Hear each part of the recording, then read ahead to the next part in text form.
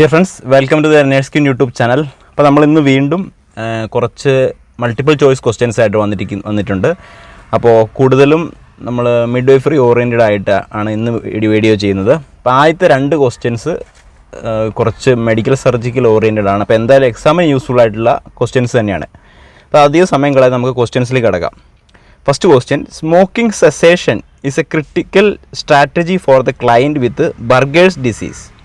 Nurse anticipates that the male client will go home with a prescription for which medication?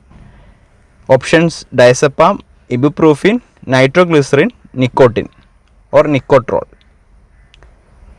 So ഇവിടെ burgers ഡിസീസിൽ അസുഖത്തിൽ smoking cessation, smoking നിർത്തുന്നത് വളരെ അത്യാവശ്യമാണ്. അപ്പോൾ nurse എന്താണ് പ്രതീക്ഷിക്കേണ്ടത്? വീട്ടിലേക്ക് പോകുന്ന പേഷ്യൻറ്റിന് ഏത് മരുന്നാണ് കൊടുത്തു വിടേണ്ടത്? അപ്പോൾ ഇവിടെ കറക്റ്റ് ആൻസർ വരുന്നത് നിക്കോട്ടിൻ അല്ലെങ്കിൽ നിക്കോട്രോൾ ആണ്. ഈ ബർഗേഴ്സ് ഡിസീസ് എന്ന് പറയുന്നത് ത്രോംബോ ആൻജൈറ്റിസ് ഒബ്ലിറ്ററൻസ് എന്ന് പറയുന്ന ഒരു അസുഖമാണ്. ത്രോംബോ ആൻജൈറ്റിസ് ഒബ്ലിറ്ററൻസ് മറ്റൊരു പേരാണ്, അങ്ങനെയും ചോദിക്കാം.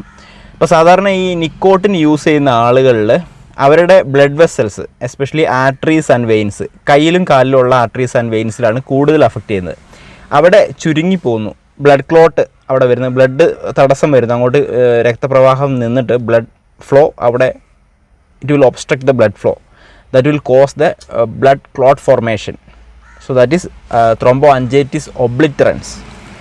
അത് ബർഗേഴ്സ് ഡിസീസ് എന്നറിയപ്പെടുന്നുണ്ട്. അപ്പോൾ ടുബാക്കോ ഉപയോഗിക്കുന്നവരിലാണ് ഇത് കൂടുതൽ കണ്ടിരിക്കുന്നത്. അതുപോലെ റൈനോഡ്സ് ഡിസീസ് ഉണ്ട്. റൈനോഡ്സ് ഡിസീസ് എന്ന് പറയുന്നത് നമ്മൾ കോൾഡ് എക്സ്പോഷർ ആകുമ്പോൾ വൈറ്റ് ഫിംഗർ എന്നൊക്കെ പറഞ്ഞ അസുഖം ഉണ്ടല്ലോ, കോൾഡ് എക്സ്പോഷർ, എക്സസീവ് കോൾഡുമായിട്ട് എക്സ്പോഷർ വരുമ്പോൾ നമ്മുടെ കയ്യിലെ ഫിംഗറിലൊക്കെ ഉണ്ടാകുന്ന അവിടെ രക്തപ്രവാഹം നിലച്ചിട്ട് ഈ ഒരു അവസ്ഥ വരും, ഗാംഗ്രീനൊക്കെ വരുന്നുണ്ട്. അപ്പോൾ വൈറ്റ് ഫിംഗർ എന്ന് പറയുന്ന അസുഖമാണ് റെയ്നോഡ്സ് ഡിസീസ്. കോൾഡ് എക്സ്പോഷറാണത് വരുന്നത്. അപ്പോൾ ഇവിടെ നിക്കോട്ടിനാണ് കൊടുത്തു വിടേണ്ടത്. Nicotine or Nicotrol is given in controlled and decreasing doses for the management of nicotine withdrawal syndrome. Nicotine replacement therapy is for those who want to quit smoking as abruptly quitting can cause withdrawals and cravings. പെട്ടെന്ന് cigarette വലി stop ചെയ്ത് കഴിഞ്ഞാൽ അതും ബുദ്ധിമുട്ടാണ്. Abruptly stop ചെയ്ത് കഴിഞ്ഞാൽ അതും ബുദ്ധിമുട്ടാണ്. അതുകൊണ്ടാണ് നിക്കോട്രോൾ എന്നുള്ള മെഡിസിൻ കൊടുത്തു വിടുന്നത്. Nicotine withdrawal occurs after smoking cigarettes discontinued suddenly. Using this drug helps one to reduce the motivation of smoking cigarette because the body still get nicotine from another safer method.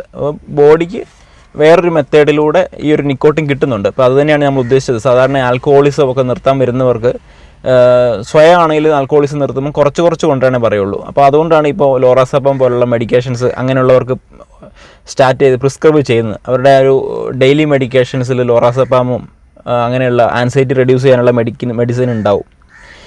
Second question, which of the following statements should the nurse teach the neutropenic client and his family to avoid? Options: performing oral hygiene after every meal, using suppositories or enemas, performing peripheral hygiene after each bowel movement, using a filter mask. ഇപ്പോൾ ഏത് statement ആണ് nurse പഠിപ്പിക്കേണ്ടത് neutropenic client and his family? അപ്പോൾ ഏതാണ് nurse പറഞ്ഞ് പഠിപ്പിക്കേണ്ടതെന്നാണ്. അപ്പോൾ ഇവിടെ correct answer using suppositories or enemas. അപ്പോൾ ആ ന്യൂട്രോപ്പീനിക് ക്ലയൻറ്റ് എന്ന് പറയുമ്പോൾ WBC കൗണ്ട് കുറഞ്ഞു പോകുന്ന ഒരു ക്ലയൻറ്റിന് ഇൻഫെക്ഷൻസിനെ പ്രിവെൻറ്റ് ചെയ്യാനുള്ള കഴിവ് കുറവായിരിക്കും. കാരണം നമ്മുടെ ഇമ്മ്യൂണിറ്റി കുറവായിരിക്കും. അപ്പോൾ അങ്ങനെയുള്ളവരിൽ പെട്ടെന്ന് ഇൻഫെക്ഷൻ വരാനുള്ള ചാൻസ് ഉണ്ട്. അപ്പോൾ ഈ സപ്പോസിറ്ററിയും എനിമിയൊക്കെ വളരെ അൺസേഫായിട്ട് അൺഹൈജീനിക്കായിട്ട് യൂസ് ചെയ്ത് കഴിഞ്ഞാൽ ആ ഭാഗത്ത് മുറിവുണ്ടാകാനും രക്തത്തിൻ്റെ ഭാഗത്ത് മുറിവുണ്ടാക്കാനും അതുപോലെ ആ വഴി ഇൻഫെക്ഷൻ കടന്നുകൂടാനൊക്കെ പെട്ടെന്നുള്ള ചാൻസ് ഉണ്ട്.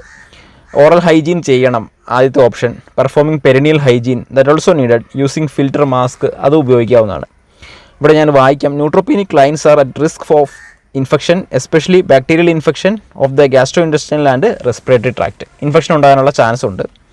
An incorrectly administered enema can damage tissue in your rectum or colon, cause bowel perforation, and if the device is not sterile or infectious. ആ ഡിവൈസ് സ്റ്റെറൈൽ അല്ല, ഇൻഫെഷ്യസ് അല്ലെങ്കിൽ ആ ഒരു ട്രാക്റ്റിലൂടെ ട്രാക്റ്റിലൂടെ ഇൻഫെക്ഷൻ കടന്നു കയറി നമ്മുടെ റെസ്പിറേറ്ററി ട്രാക്റ്റിലും ഒക്കെ അഫക്റ്റ് ചെയ്യാനുള്ള ചാൻസ് ഉണ്ട്. അതുകൊണ്ടാണ് ആ ഒരു ഓപ്ഷൻ പറഞ്ഞിരിക്കുന്നത്. ഇപ്പോൾ എൻക്ലക്സ് എക്സാമിന് വേണ്ടി ഇപ്പം നിങ്ങൾ മറ്റുള്ള ഇപ്പം സൗദി അറേബ്യയിലേക്കുള്ള പൊമട്രിക്ക്, അതുപോലെ ഖത്തർ പൊമട്രിക്ക്, DHA തുടങ്ങിയ എക്സാമുകൾക്ക് ഇങ്ങനെയുള്ള ക്വസ്റ്റ്യൻസ് ആയിരിക്കും വരുന്നത്. അപ്പം നമുക്ക് ഈ ക്വസ്റ്റ്യൻസ് നമുക്ക് ഇനി വരുന്ന കേരള PSCക്കും പ്രതീക്ഷിക്കാവുന്നതാണ്. ഈ മോഡൽ ക്വസ്റ്റ്യൻസ് നിങ്ങൾക്ക് പ്രതീക്ഷിക്കാവുന്നതാണ്. എങ്ങനെയുള്ള ക്വസ്റ്റ്യൻസ് നമ്മൾ അറിഞ്ഞിരിക്കണം. അപ്പോൾ നമുക്ക് മനസ്സിലാക്കി പഠിക്കുകയാണ് വേണ്ടത്.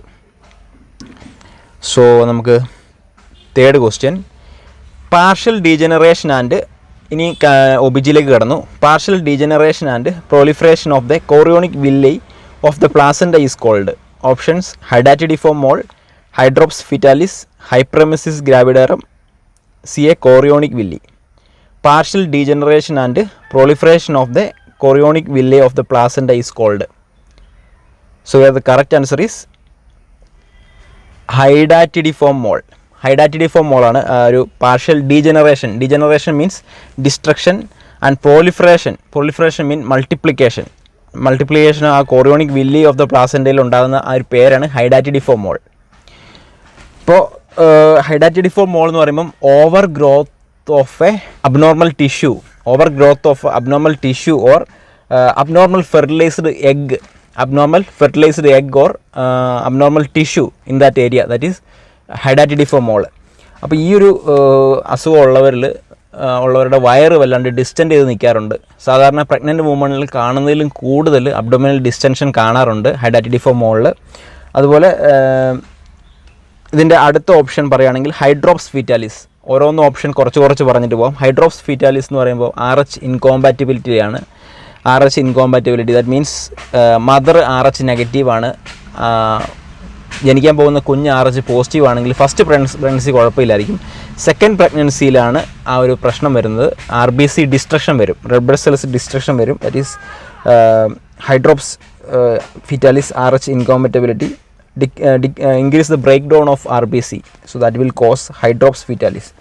അപ്പോൾ കോംപ്ലിക്കേഷൻസ് എന്തൊക്കെയാണ്? ഇപ്പോൾ നേരത്തെ പറഞ്ഞ ഹൈഡാറ്റിഡിഫോം മോളിൻ്റെ കോംപ്ലിക്കേഷനും പറയാം, അതൊന്നുകൂടെ ശ്രദ്ധിക്കുക. കോംപ്ലിക്കേഷൻ എന്ന് പറയുമ്പോൾ abortion, haemorrhage, pregnancy induced hypertension, choriocarcinoma, that is placental carcinoma ഉണ്ടാകാനുള്ള ചാൻസ് ഉണ്ട്. അബോർഷൻ ഏറ്റവും കൂടുതൽ ഉണ്ടാകാനുള്ള ചാൻസ് ഉണ്ട് ഈ ഒരു ഹൈഡാറ്റിഡിഫോം മോളിൽ. അതുപോലെ ectopic pregnancy means the fertilized egg implanted outside the uterus. Fourth question, an extreme form of morning sickness that causes severe nausea and vomiting during pregnancy. Options: abruptio placenta, PIH, hyperemesis gravidarum, none of the above. So ഇവിടെ correct answer hyperemesis gravidarum, an extreme form of morning sickness that causes severe nausea and vomiting, that is hyperemesis gravidarum. Hyperemesis ഗ്രാവിഡറത്തിൽ nausea, വോമിറ്റിങ്ങിൽ first ട്രൈമസ്റ്ററിൽ common ആയിട്ട് കാണാറുണ്ട്. പക്ഷേ ഹൈപ്രമെസിസ് ഗ്രാവിഡർ ഉള്ളവരിൽ അതിൻ്റെ അളവ് വളരെ കൂടുതലായിരിക്കും. ഫ്ലൂയിഡ് ഇലക്ട്രോലൈറ്റ് അബ്നോർമാലിറ്റീസ് ഉണ്ടാകും, ഹൈപ്പോടെൻഷനിലേക്ക് പോകാനുള്ള ചാൻസ് ഉണ്ട്. അതുപോലെ യൂറിൻ കീറ്റോൺസ് വർദ്ധിക്കാനുള്ള സാധ്യതയുണ്ട്. അപ്പോൾ പേഷ്യൻറ്റിന് IV ഫ്ലൂയിഡ് അഡ്മിനിസ്ട്രേഷൻ വേണ്ടിവരും, പാരൻ്റൽ IV ന്യൂട്രീഷൻ വേണ്ടിവരും, മിക്കവാറും ചില കേസുകളിൽ വേണ്ടിവരും പാരൻ്റൽ IV. എന്തായാലും fluid input and output chart maintain ചെയ്യണം.